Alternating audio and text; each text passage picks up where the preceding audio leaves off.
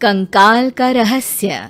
चौरा गांव के खेतों में इन दिनों खुदाई का काम चल रहा था।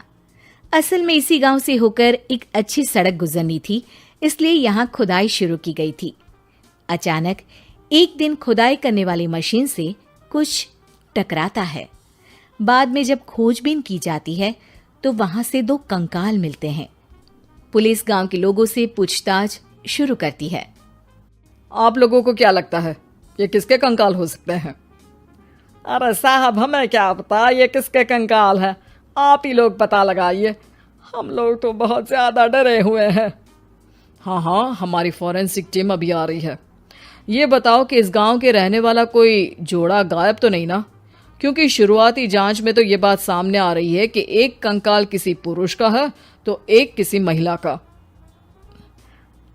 साहब, हमें तो बहुत डर लग रहा है। ऐसे कंकाल मिलने का मतलब गांव के आसपास ही किसी की हत्या हुई है या फिर किसी को जलाकर मार डाला गया है। हाँ साहब, हम अपने परिवार को लेकर बहुत ही ज्यादा परेशान हैं। देखिए, आप लोगों की परेशानी हम समझ सकते हैं, लेकिन आप लोगों को पुलिस का सहयोग करना होगा, क्योंकि आपके सहयोग के बगैर हम ये पता नहीं लगा सकते हैं कि आखिर ये किसके कंकाल है और इनकी हत्या किसने की। ठीक है साहब, गांव के लोग आपका पूरा सहयोग करेंगे। हाँ साहब, पूरा सहयोग करेंगे। तो फिर ठीक है, हम अपनी जांच शुरू कर देते हैं। कुछ दिन बाद जांच रिपोर्ट आ जाती है। पता चलता है कि ये कंकाल करीब 20 साल पुराने हैं, यानी 20 साल पहले किसी जोड़े की हत्या कर शव को यहाँ पर दबा दिया गया था। इंस्पेक्टर राघव, ये बताओ कि 20 साल पहले की मर्डर मिस्ट्री क्या आप सुलझ सकती है? हाँ सर, क्यों नहीं। लेकिन अब सबूत और गवाह काफी मिट गए होंगे। मुश्किल तो होगी, लेकिन शायद किसी परिवार को इंसाफ मिल सके। इंस्पेक्टर राघव, आप बिल्कुल सही कह रहे हैं। किसी परिवार को तो इंसाफ मिलेगा ही और किसी को उसके किए की सजा भी मिलेगी। जी सर, मैंने तो जांच शुरू भी कर दी है। 20 साल पहले इस गांव के 2 जोड़े अचानक कहीं गायब हो गए थे। मैंने दोनों ही परिवारों के बाकी के सदस्यों से बातचीत शुरू की तो उन्होंने बताया कि उनके बच्चे शहर गए थे, लेकिन आज तक वापस नहीं लौटे हैं। लेकिन ये दोनों शव किस परिवार के सदस्यों के हैं, ये कैसे पता चल सकेगा? सर, मैंने डीएनए टेस्ट करवा लिया है। आज शाम तक इसकी रिपोर्ट भी आ जाएगी। अच्छा, ठीक है। उसी शाम को सर, डीएनए रिपोर्ट के मुताबिक ये दोनों ही लाशें चौरा गांव के रहने वाले प्रधान सुल्तान सिंह के बेटे और बहू की है। लेकिन इनकी हत्याएं किसने की है, ये कैसे पता लगेगा? इसी का तो पता लगाने की कोशिश में जुटा हूं सर। आज सुल्तान सिंह से मिलने भी जा रहा हूं। मेरा बेटा और बहू तो मेरे लिए सिर्फ यादों में ही रह गए थे। हमें उनकी लाशें तक नहीं मिल सकी थी। आज 20 साल बाद उनके कंकाल मिले हैं। मैं अब किसके लिए जीऊं?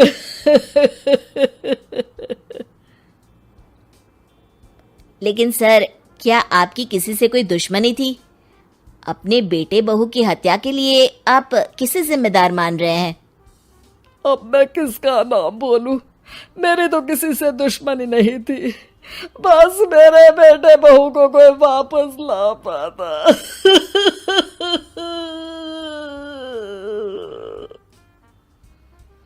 इसके बाद सुल्तान सिंह फूट फूट कर रोना शुरू कर देते हैं। सर, अब आप इनका अंतिम संस्कार करवा सकते हैं। कम से कम इनका शरीर ना सही, इनका कंकाल तो आपको मिला है। लेकिन हाँ, अगर आपको कुछ भी याद आए तो जरूर बताइएगा।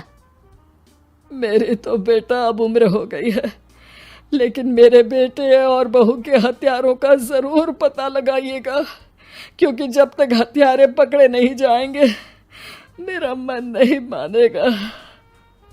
सर, हमारी पूरी कोशिश रहेगी हत्यारे को पकड़ने की। लेकिन एक बात बताइए, उस वक्त आपको किस पर शक गया था? उस वक्त मेरे एक ड्राइवर को पकड़ा गया था, लेकिन सबूतों के अभाव में उसे छोड़ दिया गया था। अच्छा, और ड्राइवर पर कैसे शक हुआ था? क्योंकि उस दिन ड्राइवर छुट्टी पर था। उस समय लेकिन लाश क्यों नहीं मिल सकी थी? उस वक्त पुलिस ने बहुत कोशिश की थी, लेकिन दोनों की डेड बॉडी नहीं मिल सकी थी। ठीक है, हमारी तफ्तीश चल रही है, मैं फिर आऊंगा। इसके बाद इंस्पेक्टर वहां से चला जाता है और सुल्तान सिंह अपने बेटे और बहू की याद में खो जाते हैं। कुछ दिन बाद सुल्तान सर, एक बात बताइए, जब आपके बेटे बहू की हत्या हुई थी, उसी के आसपास आपके ही गांव का रहने वाला एक और जोड़ा उसी वक्त गायब हो गया था ना? हाँ सर, अलका और अभिषेक, वो भी मेरे बच्चों जैसे ही थे। तो फिर वो कहाँ है? उनका भी आज तक पता नहीं चल सका, लेकिन बताते हैं कि कुछ साल पहले अभिषेक को गांव के ही किसी आदमी ने मुंबई में देखा था, लेकिन फिर वो गायब हो गया। यानी अभिषेक और अलका की हत्या नहीं हुई थी, बल्कि उन्होंने किसी वजह से खुद ही गांव छोड़ दिया था। हाँ, हो सकता है, क्योंकि अभिषेक मेरे बेटे संतोष का अच्छा दोस्त था और उसका मेरे घर भी आना जाना लगा रहता था। हो सकता है कि उसने मेरे बेटे और बहू के बारे में सुन लिया हो और ये गांव छोड़ दिया हो सकता है। उनके परिवार का कोई अब नहीं रहता क्या इस गांव में? अब तो कोई नहीं रहता। एक चाचा थे, लेकिन उन्होंने भी अपना पुश्तैनी मकान बेच दिया है। वो भी अब कहीं शहर में ही बस गए हैं। ओह, अभिषेक और अलका के बारे में भी पता लगाना होगा। हो सकता है कि वही इस हत्या के बारे में कुछ बता सके। हो तो सकता है, लेकिन वो बेचारे तो खुद ही वक्त के मारे थे, वो क्या बताएंगे। फिर भी सर, जब केस दोबारा खुला है तो जांच तो करनी ही पड़ेगी, और इस बार तो लाशें भी बरामद हुई है। कुछ दिन तक लगातार तफ्तीश चलती रही। एक दिन थाने से सुल्तान सिंह को फोन आता है।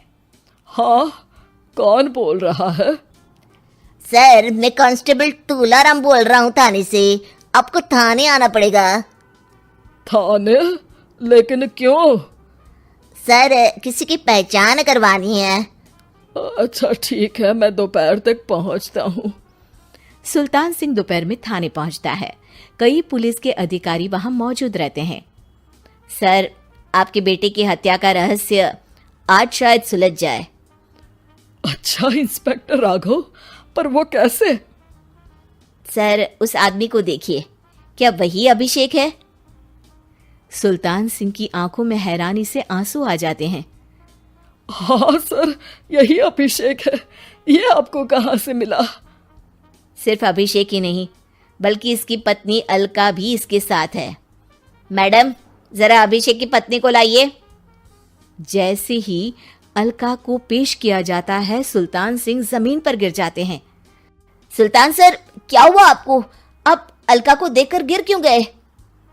सुल्तान सिंह सर पकड़कर बैठ जाते हैं। ये अलका नहीं, बल्कि ये तो मेरी बहू रितु है। पूरा थाना एक दूसरे का मुंह देखने लगता है। क्या? इसके बाद हर किसी को दो कंकाल और हत्या का रहस्य समझ में आ गया। अभिषेक और रितु ने मिलकर संतोष और अलका की हत्या की थी और लाश को जमीन के नीचे दबा दिया था। आज 20 साल बाद इस हत्या का रहस्य खुल सका था कि अवैध प्रेम संबंध में दो मासूमों की जान गई।